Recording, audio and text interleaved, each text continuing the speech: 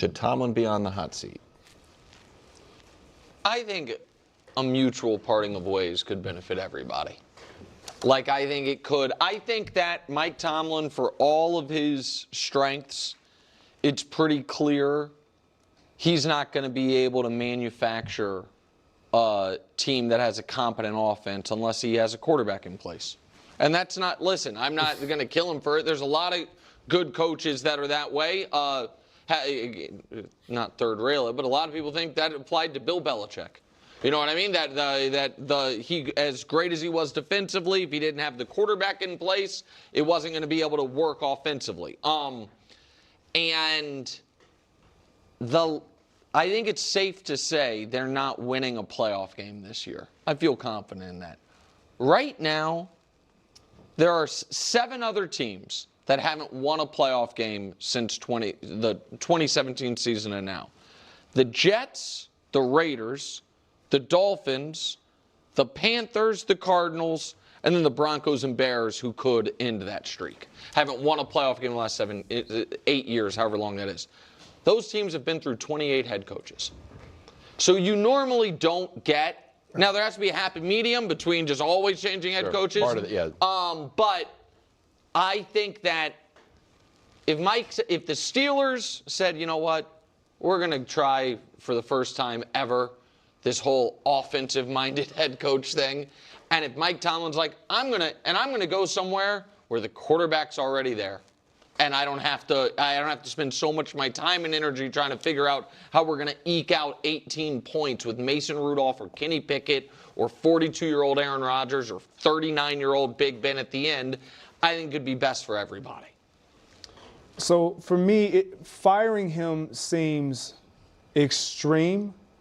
The mutual parting of ways makes more sense because for me, when you look at the Steelers, I don't know if there's a coach that you can insert and when you're taking Mike Tomlin out and they could sustain the type of winning with what he has not had at quarterback. And so I don't want to discredit what he's done. However, in saying that, he talked about the standard is the standard. That's winning is our game, or I think it's winning is entertainment. Yeah, football is our game, and winning is our business, or we're in the business of winning. That's how he defines it. They haven't been in the business of winning when it matters most. That's the issue. And so when your messaging is consistent, but who's receiving that message isn't delivering because he talks about how the standard is upheld, it's with the players and how they perform time after time again on the field of play. That hasn't been the case when the messaging needs to be at its height, and that's the postseason. To your point, I don't care who you get in there, the standard of Pittsburgh is going to be winning in the postseason.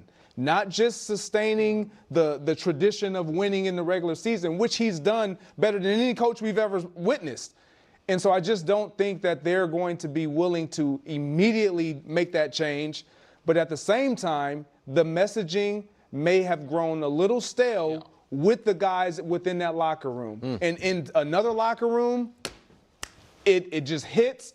And they get off to a great rolling start. Well, you said there's no coach out there or very few coaches out there that'll go in there and sustain the level of success that Tomlin has. But that's what they need. The problem is Tomlin. They need to fall. Yeah, Tomlin is so good that even without a quarterback for the last 9 years or whatever it's been, he's been able to get them in the playoffs several times, win 9, 10 games, whatever. They're going to keep doing that. If Tomlin stays, Rodgers, let's say he leaves next year, they're bringing Kyler Murray, whoever, they're going to be the same team. They're basically the same as they were last year with Mason Rudolph. They're going to be the same team if they get rid of Tomlin. And I don't want to say get rid because I think hot seat isn't the right term. I agree with you, like Nick does, mutual parting of the ways. I got that written down.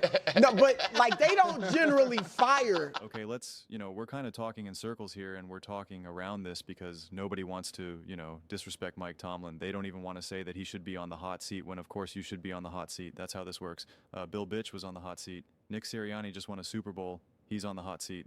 Like that's how this thing works. That's how it works. Okay? If Bill Bitch can get fired, then anyone can get fired. Okay? Andy Reid got fired. So yeah, Doug Peterson won a Super Bowl a few years later, got fired. So you can't just say, oh, Super Bowl and this or that. Mike Tomlin is an awesome coach. Mike Tomlin is a great coach. That can be true too. And it is true. I'm a fan of Mike Tomlin, but here's the reality, because they're saying like, oh, who would have won with Mason Rudolph and this and that. And I agree with that. And that is credit to Mike Tomlin. But here's what you're lacking with Mike Tomlin, okay? Because Mike Tomlin's like, yeah, it's okay. We can have Mason Rudolph. We can do these things. Whereas if you have an actual great offensive coach, they're able to now elevate, right? If you have Kevin Unell, he's like, give me Sam Darnold. I can win with Sam Darnold. You know what? Let's bring on, Daniel Jones. And, obviously they didn't get a chance to do much with Daniel Jones, but then Shane Steichen is like, give me Daniel Jones. I like these offensive coaches, have the ability to find these other players, and no, you know what? I'm not going to win with Mason Rudolph. If you had Shane Steichen right now with the Pittsburgh Steelers, he probably would have said, yeah, let's bring in Daniel Jones right now. I'm going to be able to make this work. Don't trade George Pickens. I'm going to have a conversation with Pickens. We're going to talk about it. If you still want to bring in CeeDee Lamb now, I got Daniel Jones. I got CeeDee Lamb, George Pickens, and DK Metcalf. We're going to bring in DK. We're going to bring in, we're going to have Pickens. We're going to be good. This is what I need from a drafting standpoint. We're not drafting defense. I need a lean. Whatever it is, so they can elevate even though they don't have this great special quarterback. It's what we've seen with the Colts. It's what we've seen with the Vikings. It's what we've seen with the Seahawks. Right now, even that franchise is able to be like, hey, you know what? We can bring in Sam Darnold. Let's bring in Sam Darnold. The Steelers could have done that. They didn't. They could have had Daniel Jones. They didn't do that. They didn't make those moves. M. Jones now, it's just like you could bring in a M. Jones, but if you actually have an offensive coach who you can truly fully trust, that you can say, listen, should we bring in M. Jones right now, or is that just a little bit of fool's gold and more of like a short-term problem? Or you have a great coach who's like, no, I can make M. Jones work. I see what he's doing. I see what we have the support system around him. We can win a lot of games right now with M. Jones. We can elevate. We'll be better with M. Jones than we are with Mason Rudolph, Russell Wilson, Justin Fields, old man Aaron Rodgers, et cetera, et cetera, et cetera. And so that is something that you're lacking with a Mike Tomlin. Look no further than literally moving on from George Pickens, who's now arguably the best wide receiver in the NFL, one of the best top 2, top 3. That is a disaster. That is awful.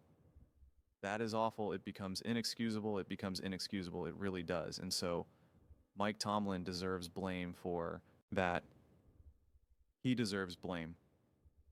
It just is what it is. And when you haven't won a playoff game in a million years, like, yeah, you're going to be on the hot seat. You're going to be on the hot seat. That's just the way it works. Just because you've never had a losing record and won a Super Bowl doesn't automatically mean you're invincible. Bill Bitch won Super Bowl after Super Bowl after Super Bowl after Super Bowl. He had, 4 or 5 years where they weren't winning, and they're like, goodbye, see you. And that's just the way it works. It's just the way it works. So it's been impressive what Mike Tomlin has been able to do with this team, but it's also true that it hasn't been enough. And when you also now don't get the sense that the defenses that have been built here have been great, that's also a problem. It's one thing if you could say these defenses have been great, special, top in the NFL, then you could say, all right, we just got to find the quarterback. Pittsburgh Stewart's got to go all in on hiring, they could have got Joshua Daniels, right?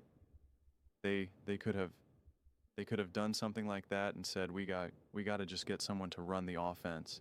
He's going to be the decision maker. He's going to be the one that has final say on the off. Pretty much what the Eagles did with Fangio and what Andy Reid does with Spags.